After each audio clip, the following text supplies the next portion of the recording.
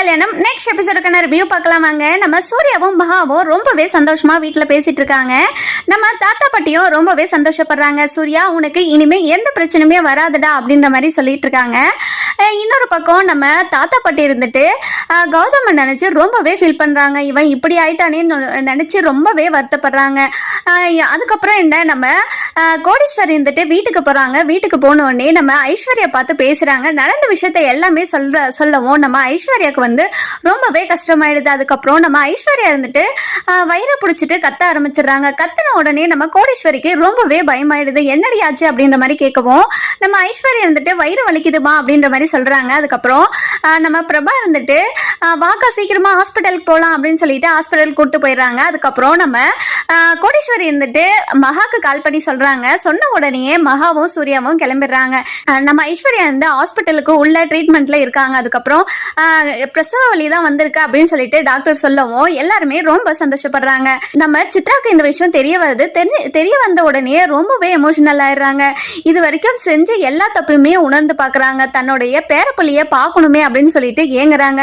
அதுக்கப்புறம் நம்ம போய் குழந்தைய பார்த்துட்டு வருவோம் அப்படின்னு சொல்லிட்டு ஹாஸ்பிட்டலுக்கும் கிளம்புறாங்க. இன்னொரு பக்கம் பார்த்தீங்கன்னா நம்ம ஐஸ்வர்யா இருந்துட்டு ரொம்பவே அழுதுகிட்டே இருக்காங்க. அதுக்கப்புறம் நம்ம மகா இருந்துட்டு இங்க பாரு ஐஸ்வர்யா, நீ இப்ப கொஞ்சம் தைரியமா இருந்தாதான் குழந்தை வந்து நல்லா பிறக்கும் அப்படின்ற மாதிரி சொல்றாங்க.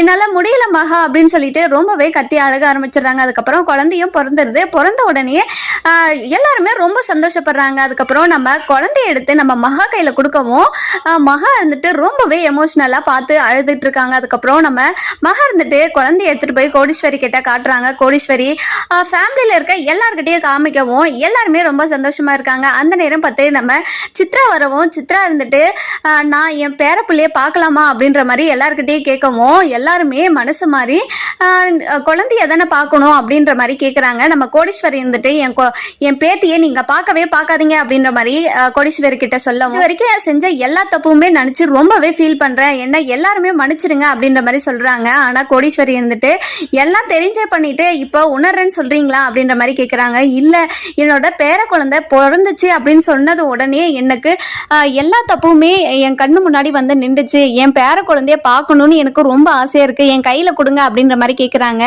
ஆனா நம்ம கோடீஸ்வரி இருந்துட்டு கொடுக்கவே மாட்டுறாங்க. அதுக்கப்புறம் நம்ம மகா இருந்துட்டு அம்மா, அவங்க எவ்வளோ பெரிய தப்பு பண்ணியிருந்தாலும் குழந்தைய கொடுக்காம இருக்கவே கூடாதுமா, அது ரொம்ப பெரிய தப்பு, நீங்க குழந்தைய அவங்க கிட்ட கொடுங்கம்மா அப்படின்ற மாதிரி நம்ம மகா சொல்லவும் நம்ம சித்ராக்கு ரொம்பவே எமோஷனல் ஆயிடுது. இப்படிப்பட்டவங்களுக்கா நான் இவ்வளோ கெடுதல் நினைச்சேன் அப்படின்ற மாதிரி யோசிச்சுட்டு இருக்காங்க. அதுக்கப்புறம் நம்ம மகா இருந்துட்டு குழந்தைய வாங்கி நம்ம சித்ரா கிட்ட கொடுக்குறாங்க. சித்ரா இருந்துட்டு குழந்தைய பார்த்துட்டு ரொம்பவே எமோஷனல் ஆகுறாங்க. அதுக்கப்புறம் நம்ம சித்ரா இருந்துட்டு குழந்தைய பார்த்துட்டு சரி ஓகே நான் கிளம்புறேன் அப்படின்னு சொல்லிட்டு கிளம்பிட்டு நம்ம கௌதம் கிட்ட இந்த விஷயத்த சொல்லவும் கௌதமும் ரொம்பவே ஃபீல் பண்றாங்க.